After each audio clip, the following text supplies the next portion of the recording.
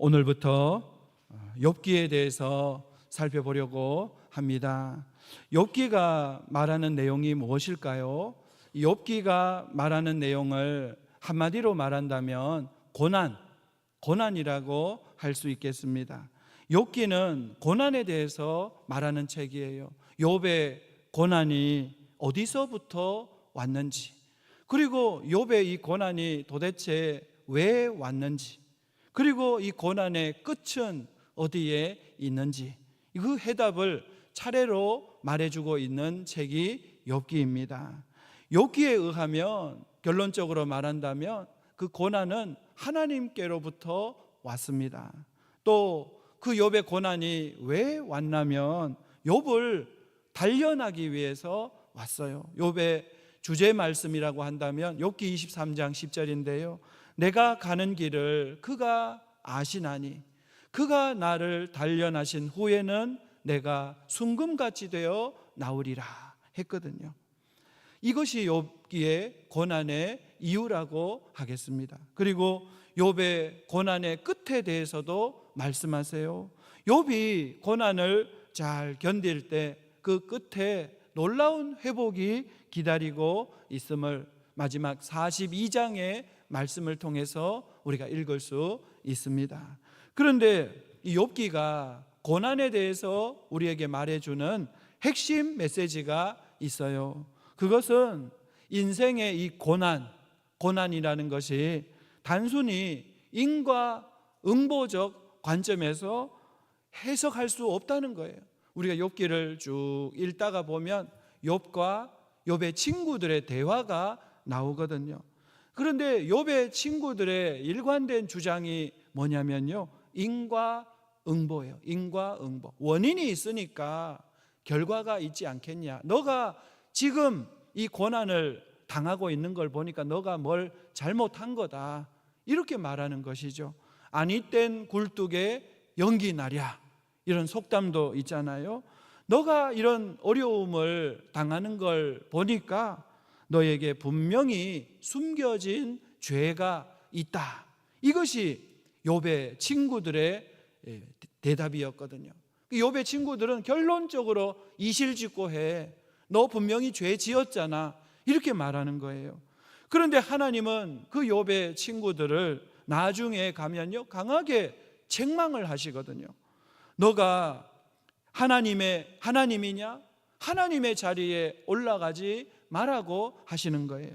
우리는 욥기를 통해서 우리 인생의 주관자가 하나님이시라는 사실을 다시 한번 깨닫게 됩니다.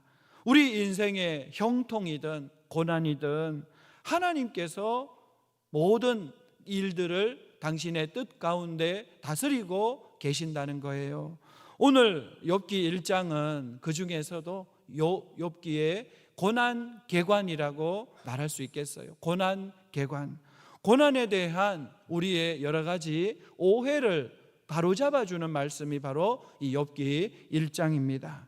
첫째로 어떤 오해를 바로잡아주냐면요, 첫째로 의인도 고난을 당할 수 있다 하는 것입니다. 우리는 은연중에 의인은 고난당하지 않는다, 이런 생각이 있잖아요. 믿음의 사람은 고난당하지 않는다, 이런 생각이 있는데 오늘 욥기 1장을 읽어보면 의인도 고난을 당할 수 있다고 분명히 말하고 있어요. 1절을 함께 한번 읽어볼까요? 1절 시작. 우스 땅에 욥이라 불리는 사람이 있었는데 그 사람은 온전하고 정직하여 하나님을 경외하며 악에서 떠난 자더라. 아멘. 여기서 온전하다 하는 말은요, 죄가 없다 그런 뜻은 아니에요. 죄가 없는 사람이 누가 있겠어요? 그러나 온전하다는 것은 결정적인 흠이 없다는 의미거든요. 정직하다는 것은 바르다, 곧다는 뜻인데 인품이 강직하고 평소에 정의를 실천하는 사람이었다는 뜻입니다. 특히 하나님을 경외하며 악에서 떠난 자라고 그렇게 욥을 평가하고 있죠. 욥이 하나님과 바른 관계를 맺고 있었음을 말해주는 거예요. 그런데 이런 욥에게 온전하고 정직하여 하나님을 경외하며 악에서 떠난 자인 이런 욥에게 연이은 고난이 닥쳐요. 우환이 연속적으로 밀려오는 거예요. 그 중에 가장 큰 어려움이 뭐였냐면 이 18절에 보니까요, 맏아들 집에서 아들 7과 딸 3이 음식을 먹을 때 집이 무너져 버렸어요. 그래서 하루아침에 10자식이 다 죽습니다. 그리고 13절부터 17절까지를 보면 연속적인 우환이 나오죠. 소 500겨리를 빼앗기고 종들도 죽고 양 7,000마리와 종들이 또 불살라 죽고 낙타 3,000마리 빼앗기고 종들도 죽게 됩니다. 우리는 사람이 고난당하는 것은 은연중에 죄 때문이라는 그런 생각이 있어요. 인과응보다 그런 생각이 있어요. 물론 100% 틀린 말이라고 할 수는 없어요. 성경에도 심은 대로 거둔다 그런 말씀 있거든요. 그러나 욥은 어떤 사람이었어요? 욥은 온전하고 정직하여 하나님을 경외하며 악에서 떠난 자라고 했거든요. 이보다 더 훌륭한 표현이 어디 있어요? 이 2절을 보면 훌륭한 사람이라고 그렇게 결론으로 평가를 하거든요. 그런데 그런 욥도 이런 고난을 당했어요. 의인도 고난을 당할 수 있다 하는 것을 우리가 깨닫게 됩니다. 고난을 당한다고 우리가 함부로 말하면 안 돼요. 우리 이웃이 고난 중에 있을 때 함부로 입을 놀려가지고 뭐가 있는 거야, 하나님 앞에 뭐 잘못한 거야, 이렇게 함부로 우리가 말하면 안 된다는 거예요. 그러면 욥의 친구들처럼 하나님 앞에 책망받을 수밖에 없는 것입니다. 둘째로 이 고난에 대한 오해를 바로잡아 주는데요, 고난은 저주가 아니라 하나님의 주권에 달려 있다, 이것을 말씀해 주고 있어요. 고난은 저주가 아니라는 거예요. 사탄이 하나님 앞에 왔을 때 하나님이 욥에 대해서 자랑을 하셨지요. 8절을 보면 내가 내 종 욥을 주의하여 보았느냐, 그와 같이 온전하고 정직하여 하나님을 경외하며 악에서 떠난 자가 없느니라. 이렇게 하나님이 너무 자랑스러우셔가지고 말씀하신 것 같아요. 그런데 그때 사탄이 하는 말이 9절을 보면 욥이 어찌 까닭 없이 하나님을 경외하리까, 그와 그의 집과 그의 모든 소유물을 울타리로 두르심 때문이 아니니까, 이렇게 말하죠. 하나님이 욥에게 복을 주셨기 때문에 욥이 하나님을 경외한다고 이렇게 말을 하는 것이죠. 그래서 12절을 보면 하나님이 이렇게 말씀하세요. 내가 그의 소유물을 다 내 손에 맡기노라. 다만 그의 몸에는 손을 대지 말지니라. 하나님이 고난을 허락하시고 계신 거예요. 그리고 2장을 가보면 어떤 말씀이 나오냐면요, 이제는 욥의 몸에까지도 손을 대도록 허락을 하시는 거예요. 다만 생명은 해하지 말게 하시고요, 이런 말씀이 나오죠. 우리는 여기서 이 고난의 성격을 생각해 볼 수 있습니다. 사실 고난은 말이 쉽죠. 말이 쉽지 고난을 막상 당해보면 결코 쉬운 것이 아니에요. 그래서 고난을 당하다가 보면 하나님이 나를 사랑하지 않으신다, 하나님이 나를 저주하신다, 이런 생각이 저절로 들게 되어 있거든요. 그 생각은 사실 마귀가 우리 마음에다가 던지는 생각이거든요. 사실은 그렇지 않다는 거예요. 이 고난도 하나님의 주권에 달려 있고 하나님이 허락하셔야지 고난이 오는 거예요. 하나님이 허락하셨으니까 내 삶에 고난이 찾아온 것입니다. 마태복음 10장 29절을 보면요, 하나님이 허락하지 않으시면 참새 한 마리도 그냥 땅에 떨어지지 않는다고 하셨거든요. 그러면 도대체 하나님은 이 힘들고 어려운 고난, 저주 같은 그런 고난을 왜 주시는 것일까요?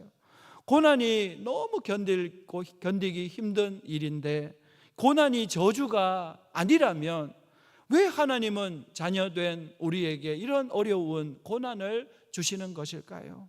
그것은 오늘 우리가 욥기를 읽어가면 알 수 있어요. 그런데 오늘 말씀드리면 욥기의 이 보석과 같은 말씀이 23장 10절이거든요. 그 말씀을 제가 읽어드리면 내가 가는 길을 그가 아시나니 그가 나를 단련하신 후에는 내가 순금같이 되어 나오리라 하셨어요. 고난 앞에서 우리는 이 믿음을 잃어버리면 안 돼요. 이 고난은 하나님의 단련이다. 그리고 나의 믿음을 순금같이 빚으시려고 나에게 이런 어려움을 주신 것이다.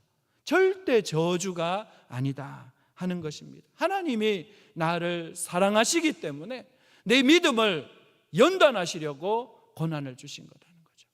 여러분, 이 고난의 풀무불을 통과하지 않으면 순금이 나올 수 없어요. 순금과 같은 그 믿음이 나올 수가 없는 거예요.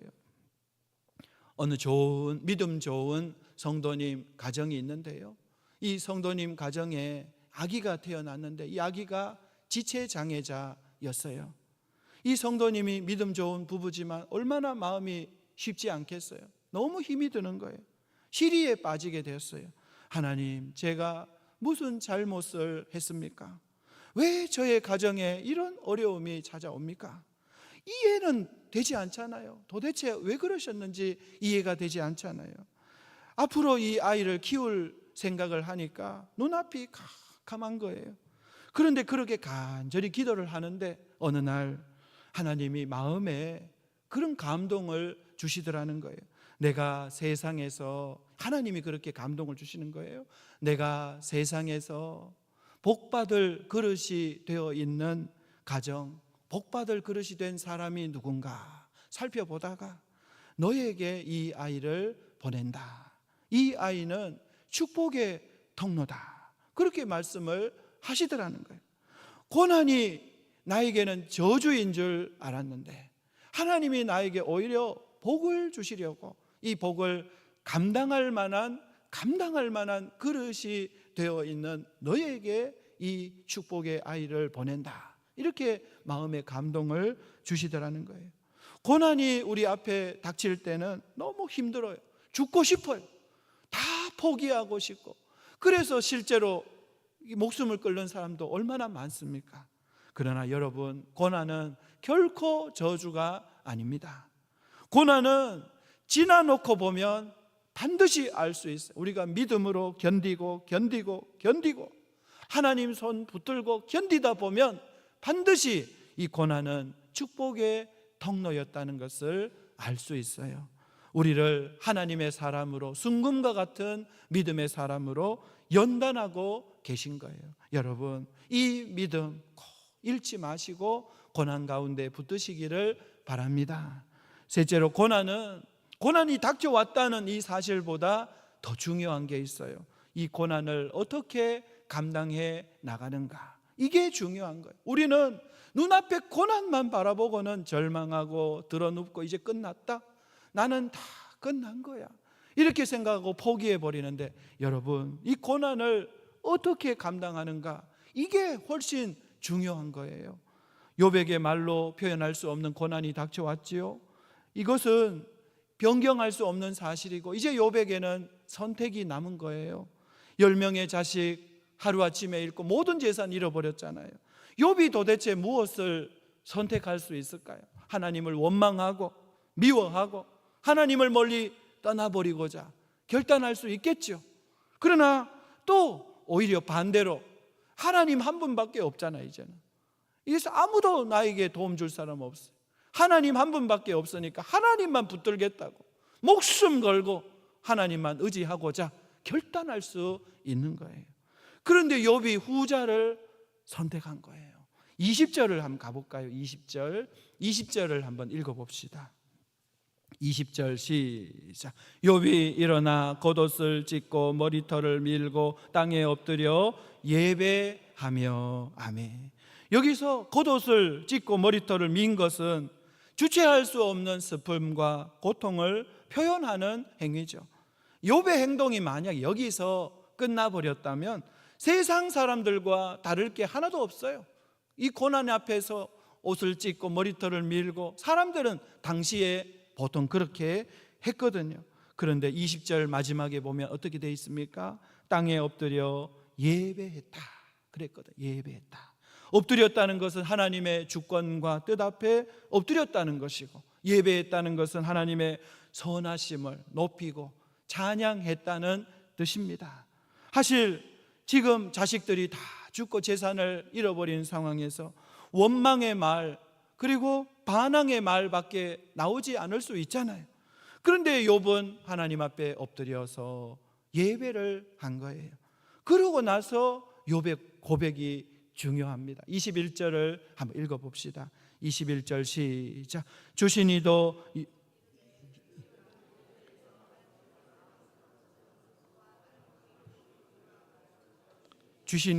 여호와시요 거두신 이도 여호와시오니 여호와의 이름이 찬송을 받으실지니이다 하고. 아멘. 욥은 하나님의 주권을 인정하고 있는 거예요. 그리고는 찬송하고 있어요. 여러분, 찬송이 아무 때나 나옵니까? 찬송은 아무 때나 나오지 않아요. 우리 안에 감사가 있을 때 나와요.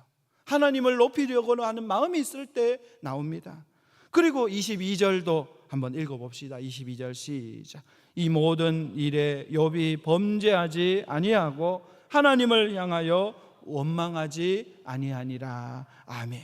욥은 무엇을 지켰을까요? 무엇을 지켰을까요? 입술을 지킨 거예요. 입술을. 원망의 말, 반항의 말 분명히 나올 수 있는 상황이지만 입술을 지킨 거예요. 이 모든 일에 욥이 범죄하지 아니하고 하나님을 향하여 원망하지 아니하니라. 욥은 하나님의 주권을 인정하고 예배하고 감사하며 입술을 지켰어요. 함부로 하나님 말하지 않은 거예요. 원망하지 않은 거예요. 그때 결국 어떻게 될까? 지금 오늘은 우리가 1장을 읽지만 쭉 넘어가서 42장에 가보면 놀라운 회복이 일어납니다. 욥이 얼마나 놀랍게 회복되는지 몰라요. 이 고난을 무사히 통과하고 42장에 가서 놀라운 회복을 경험하게 되거든요. 여러분, 의인도 고난을 당할 수 있어요.